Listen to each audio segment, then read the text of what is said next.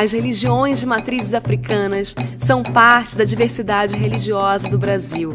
Dentre algumas dessas manifestações, que têm como referência a cultura trazida pelos africanos durante mais de 300 anos de escravidão, estão catimbó, cabula e principalmente umbanda e candomblé, que se propagaram com mais intensidade pelo Brasil. Desde sua chegada ao Brasil, esses praticantes foram alvo de perseguições por manifestarem a sua fé. Mas ainda hoje, em 2015, os episódios de intolerância religiosa fazem parte do cotidiano. No contexto da década internacional de afrodescendentes, a ONU Brasil destaca essas manifestações brasileiras e de forte ligação com a África. De acordo com o artigo 18 da Declaração Universal dos Direitos Humanos, todo ser humano tem direito à liberdade de pensamento, consciência e religião. Esse direito inclui a liberdade de mudar de religião ou crença e a liberdade de manifestar essa religião ou crença pelo ensino, pela prática, pelo culto em público ou em particular.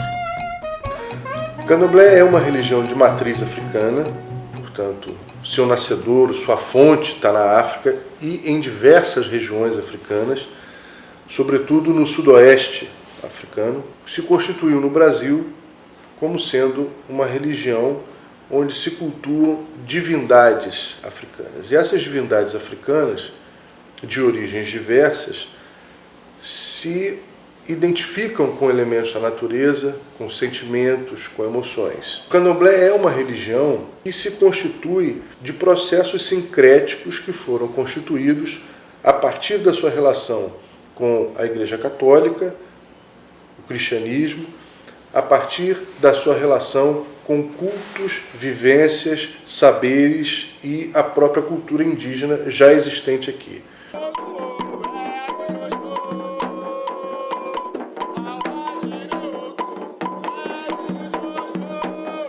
A Umbanda também é uma religião brasileira, irmã do candomblé. Eu costumo dizer que a África e o Brasil se casaram e tiveram 2 filhos, o candomblé e a Umbanda, que cresceram, se desenvolveram, adquiriram personalidades próprias. A Umbanda tem uma outra forma de sincretizar. Além dessa constituição candomblecista ou africanista, a Umbanda promove outras relações com o misticismo de uma forma geral, com valores ciganos, com valores kardecistas, com valores hinduístas muitas vezes, e ela cria também outras liturgias. Nós temos umbandas aqui no Brasil mais africanistas ou africanizadas, temos umbandas mais kardecizadas, ou seja, onde as práticas são mais alinhadas com o chamado kardecismo, espiritismo. E temos umbandas mais místicas, onde o culto oriental, o culto a valores, o culto a deuses e personalidades egípcias, hinduístas, também é reconhecido. Para os detratores das religiões de matriz africanas, está todo mundo no mesmo saco. Umbanda e candomblé são, entre aspas, classificados como macumbeiros. Então, para eles, o ataque é uniforme, não faz diferença nenhuma. O Brasil viveu mais de 350 anos de escravidão. Então você teve africanos escravizados no Brasil, e que era a ampla maioria da população, até a República. Após a abolição e a República, os negros a maioria, você vê todo o movimento eugenista que cresce no Brasil, de tornar o Brasil mais branco de identidade com a França, né? Europeia, e tenta fazer aí um movimento importante de observar que toda essa cultura ela é criminalizada, seja do ponto de vista da religiosidade, seja do ponto de vista da cultura mesmo, né? O samba é marginalizado, a capoeira é criminalizada, a prática religiosa ela é criminalizada. Então, se você tem uma construção eugênica e que só os valores brancos de civilização da Europa é que tem a ver com o cristianismo, né, obviamente você vai estigmatizar todas aquelas práticas religiosas que não tem a ver com essa valor de civilização. A África está muito presente, né, no seio da construção da religiosidade. Mas isso é tirado sempre, ao ponto que Moisés, que era um africano, que nasceu no Egito, se transformou no Charleston Heston, né? Aquele branco que todo mundo está atrás dele, que o filme criou. Na verdade, ele era um negão cheio de neguinho atrás dele. Ainda recebe os mandamentos, né, segundo no Monte Sinai, que está na África até hoje, lá no Egito. De acordo com o último censo de 2010, menos de 1% da população brasileira pratica as religiões de matrizes africanas. Mas esse número não condiz com a realidade, já que ele não expressa a quantidade de pessoas que, juntamente com outras religiões, frequentam os cultos de matriz afro. A recorrência dos episódios intolerantes tem a ver com a diversificação do campo religioso brasileiro, que a gente sabe, o último censo de 2010 mostra que a religião hegemônica, que é o catolicismo, vem decrescendo. Isso vem abrindo espaço para uma certa diversificação do campo religioso, em que o grande aumento são dos evangélicos. E os afro-brasileiros, os afro-religiosos, eles são, nas estatísticas oficiais, eles são menos de 1%. O que vários especialistas têm dito, e eu concordo, é que esses números das religiões de matriz está subestimado. Está subestimado. Há que se fazer pesquisas mais cuidadosas da maneira como isso vai ser perguntado, onde a gente possa chegar mais perto da fé, da religiosidade brasileira. A pessoa que vai declarar a sua religião, ela não permite declarar mais do que uma religião, entendeu? Como se só fosse possível ter uma religião, quando a gente sabe que em muitos terreiros, até muito recentemente, vários cultos eram realizados na Igreja Católica. Com o objetivo de estudar e divulgar o trabalho desenvolvido nas casas, uma pesquisa realizada pelo Núcleo Interdisciplinar de Reflexão e Memória Afrodescendente da PUC-Rio mapeou 847 barracões do Rio de Janeiro. O resultado foi divulgado no livro Presença do Axé, que revelou também o mapa da intolerância religiosa.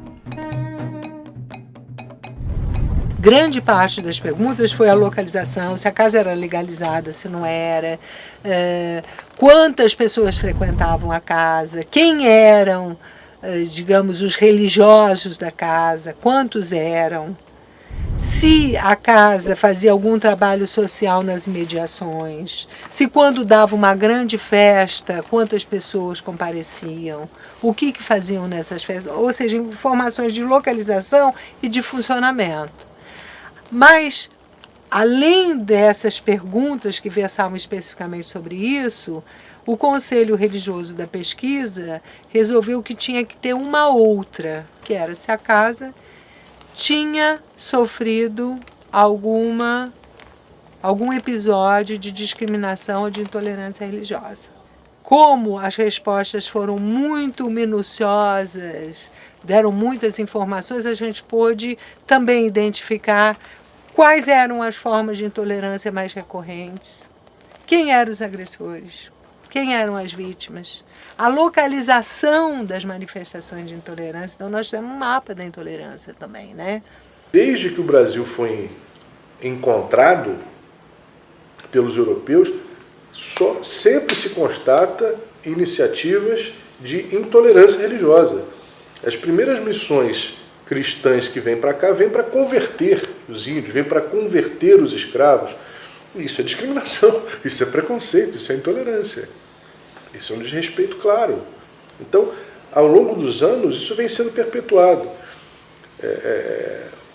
O candomblé é uma religião de resistência. O candomblé surge como uma maneira de se contornar esse preconceito, essa perseguição católica. As igrejas neopentecostais têm disputado o espaço com os terreiros. Elas têm sistematicamente desejado ocupar o nosso espaço. É uma disputa de mercado, né? Você cria uma demonização para que aqueles que participam daquele culto, né, se sintam envergonhados, tenham uma baixa estima e saia dele, porque esses grupos começam assim, demoniza um, demoniza o outro, amanhã é um risco não só para a liberdade religiosa, para a liberdade de expressão e para a liberdade política. Eu costumo dizer que o gesto de intolerância não é um gesto religioso, porque tem uma contradição, né? Porque eles se dizem cristãos.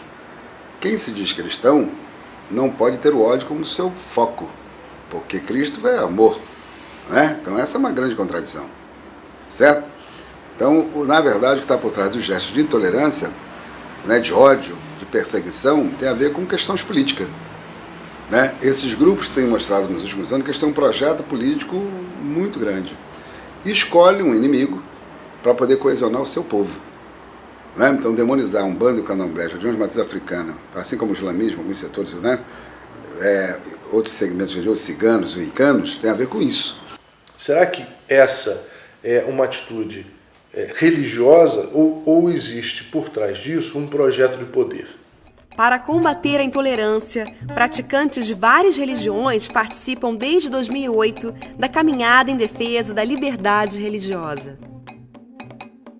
Nós temos uma manifestação que ela é feita anualmente, né? Todo terceiro domingo de setembro. Esse ano vai ser no dia 20 de setembro, na Orla de Copacabana, onde vem pessoas de várias religiões, né? E também populares, que não tem a ver com religião nenhuma, e pessoas do exterior, onde na verdade não é só bom para a sociedade brasileira, mas é um exemplo para a sociedade mundial, onde na própria base as pessoas de várias religiões diferentes, com vários cantos diferentes, sua forma, sua identidade diferente, mostram que é possível conviver juntos. É esse clima que nós temos que construir cada vez mais na sociedade. Não é esse discurso de raiva, de ódio, né? Não é isto. É possível conviver juntos e respeitar a diversidade das pessoas. Essa é a riqueza desse país. E é nisso que nós vamos insistir.